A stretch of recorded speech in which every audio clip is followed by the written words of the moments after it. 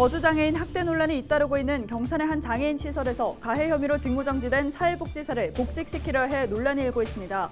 대책위는 강력한 행정처분을 요구했습니다. 지난 16일 오후 6시 기준 경북 울진의 산불 피해 규모는 1,274억 원으로 잠정 집계됐습니다. 하지만 산림과 축사 등 전체 피해에 대한 조사는 진행 중이어서 추후 더 늘어날 전망입니다. 안동시 시내버스 노선이 50년 만에 전면 개편돼 오는 21일부터 적용됩니다. 시는 17일 지역의 시내버스 회사 3곳과 시내버스 노선 체계 전면 개편 시행에 합의했습니다. 문경시가 다음 달 4일부터 모든 시민들을 대상으로 재난금고 및 일상회복 지원금을 지급합니다.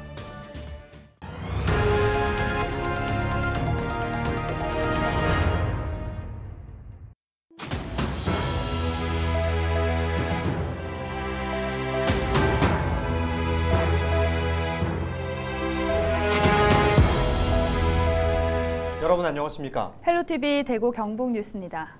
지난해 단무지 10개를 한 번에 먹이는 등 이용자 학대 논란으로 사회복지사가 직무정지 상태에 있는 경산 성락원 기억하시죠? 이번에는 또 다른 사회복지사가 장애인 거주인을 학대한 정황이 발견돼 또다시 논란입니다. 홍하영 기자가 취재했습니다. 곳곳에 보이는 붉은 상처. 지난 1월 23일 성락원 거주자의 몸에서 발견한 상처입니다. 취재진이 만난 공익제보자는 성락원 장애인 거주자가 선풍기를 던지자 사회복지사 A씨가 장애인 거주자를 과잉 저지했다고 주장했습니다. 실제 제보자가 A씨의 행동을 문제 삼으며 A씨와 주고받았던 문자 메시지 내용입니다. 장애인을 대상으로 한 학대 정황이 한두 번 있던 일이 아님을 짐작할 수 있습니다. 이 사건으로 사회복지사 A씨에 대한 징계위원회가 열렸고 A씨는 직무정지를 받았습니다. 한 달 뒤인 지난 3월 11일, 성락원은 A씨를 복직시키겠다고 경산시에 알려왔습니다. 장애인 단체는 학대 정황이 있는 사회복지사가 현업으로 복귀하는 일은 있어서는 안 된다며 15일 오전 긴급 기자회견을 열었고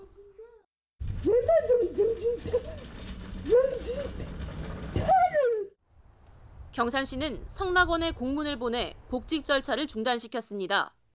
하는 그런 의심 정황은 충분히 있는데, 자, 그런 분은 어떻게 보면 다시 그 시설에다가 근무를 하도록 한다는 거는 안 맞지 않습니까? 그죠? 그래도 해당 사건은 현재 장애인 권익 옹호기관과 경찰이 수사 중입니다.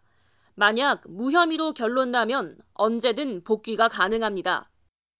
행정이 얼만큼 의지를 가지고 개입하느냐에 따라 달라질 수 있는 것이 많기 때문에 이후에도 경산시가 그냥 이제 사법 처리 결과에 따라서만 하는 미온적인 수준이 아니고 선제적으로 문제가 있을 때 개입하고 행정 처분을 강력하게 하는 것이 필요하다고 생각하고요.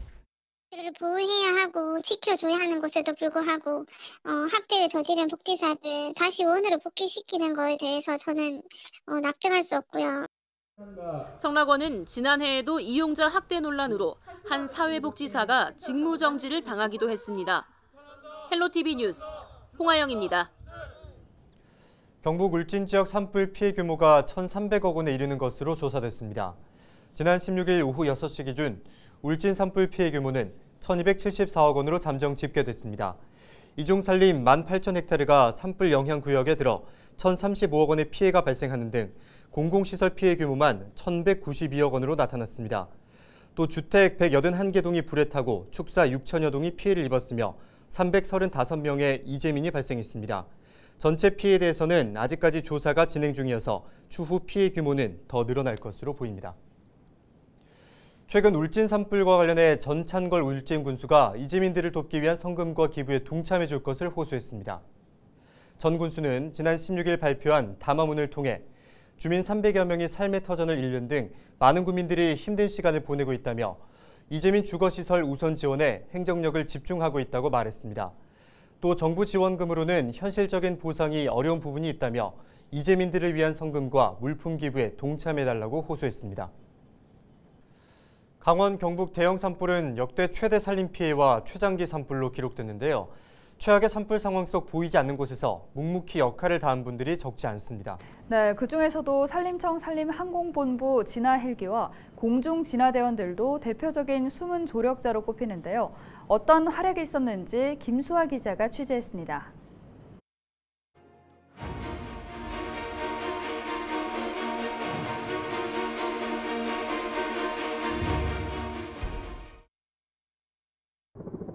자욱한 연기를 뚫고 산림청 진화 헬기가 쉴 새 없이 날아다닙니다. 강원 경북 대형 산불을 끄는데 가장 큰 역할을 한 건 바로 산림청 대형 진화 헬기. 헬기 한 대가 실을 수 있는 물의 양은 3,000리터에서 최대 8,000리터. 진화 헬기가 작전에 한 번 투입되면 약 2시간 30분 동안 담수와 진화를 20차례 반복합니다.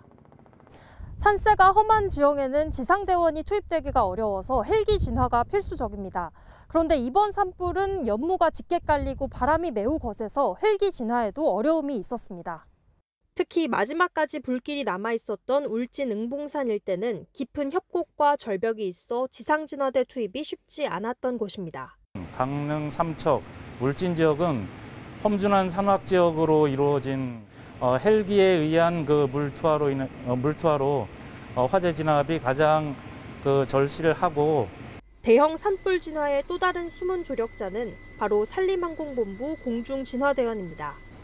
산 중턱에 불이 남아있는 경우 헬기로 진화대원을 산 정상에 투입해 진화작전을 펼칠 수 있기 때문입니다. 이들은 20kg이 넘는 장비를 지고 물을 뿌리거나 현장에 방화선을 구축하는 등 산불 진화의 최전선에서 사투를 벌였습니다. 헬기가 뜨지 못하는 야간이나 일반 진화대원이 접근하기 어려운 곳에선 이들의 진가가 발휘됩니다. 하지만 유사시에는 산 정상부나 암석지 등 인력이 접근하기 힘든 곳에 헬기 레페를 통해서 투입을 하고 있습니다. 이번 울진 산불 현장에서도 진화가 힘든 소강리 인근 지역에 헬기 레페를 투입하여 잔불 진화 등을 실시하여서 지난 4일부터 13일까지 10일간 강원 경북 대형 산불에 투입된 산림청 대형 진화 헬기는 날짜별로 누적했을 때 272대에 달합니다. 또 산림청 산불 진화대원과 지자체 공무원, 소방, 경찰, 육해공군 및 해병대 군장병 등 누적 인원으로 7만 명 가까운 인력이 투입됐습니다. 역대 최대 산림 피해를 냈고 최장기 산불로 기록된 이번 산불은 묵묵히 자신의 역할을 다한 이들의 사투 덕분에 꺼질 수 있었습니다. 헬로티비 뉴스 김수아입니다.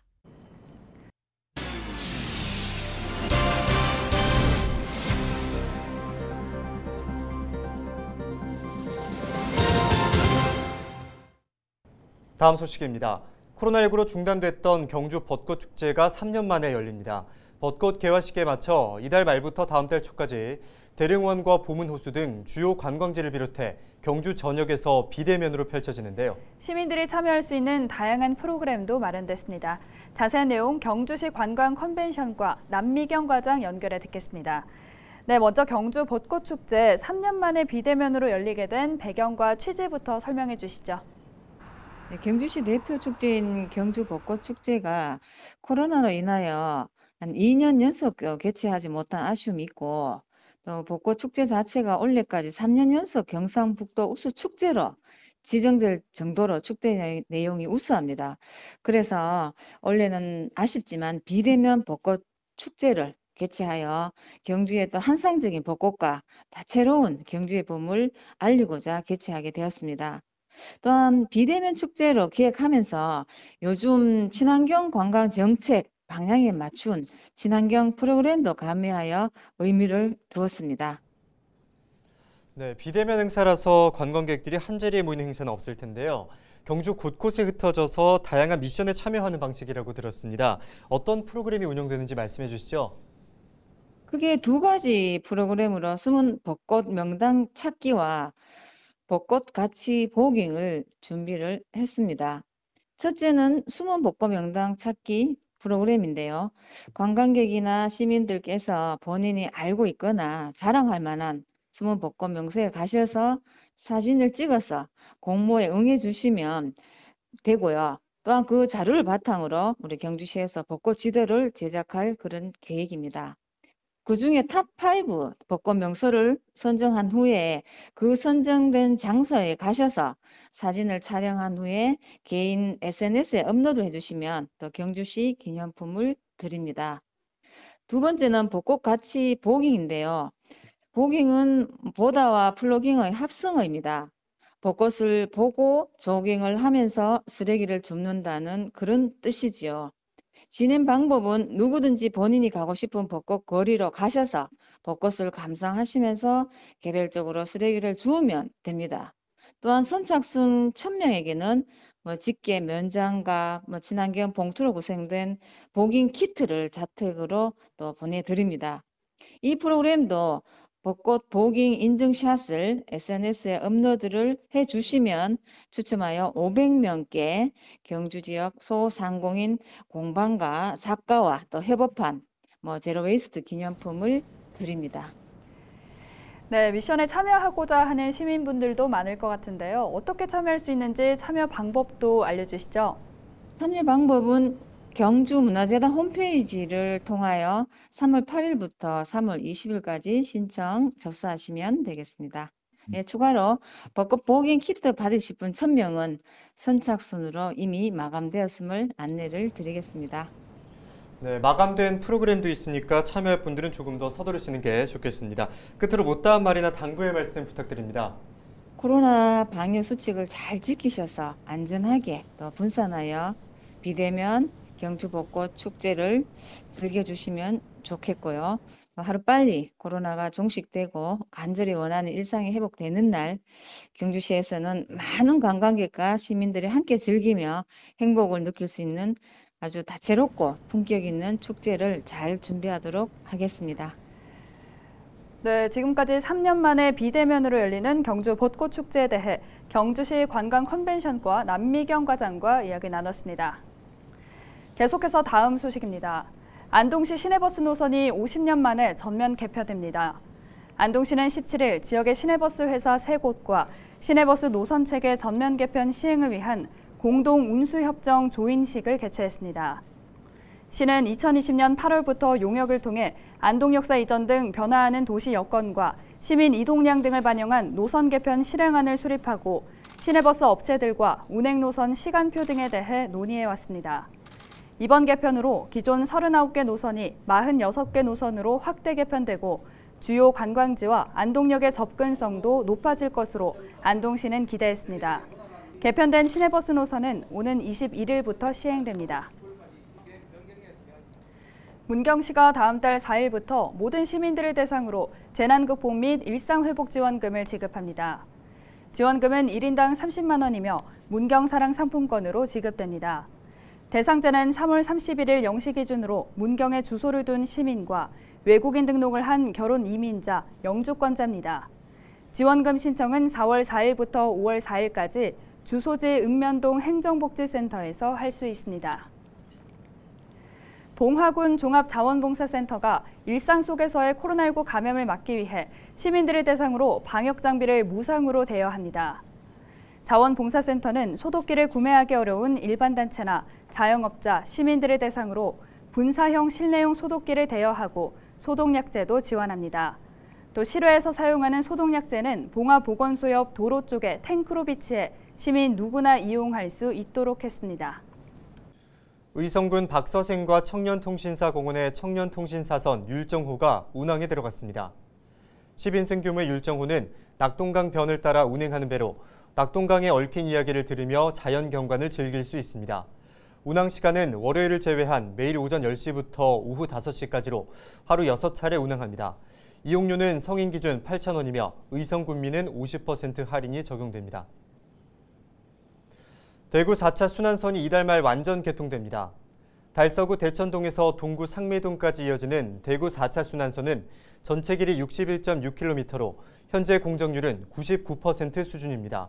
시는 4차 순환선 개통으로 달서구에서 동구까지 통행 시간이 21분 단축되고 연간 1,000억 원가량의 물류비 절감 효과도 있을 것으로 내다봤습니다. 또 대구 도심의 교통량을 외곽으로 분산시켜 도심 내 주요 간선도로 혼잡 구간 교통량도 10% 이상 감소될 것으로 전망됩니다. 이상으로 뉴스를 마칩니다. 저희는 언제나 지역민 여러분과 함께하겠습니다. 시청해주신 여러분 고맙습니다.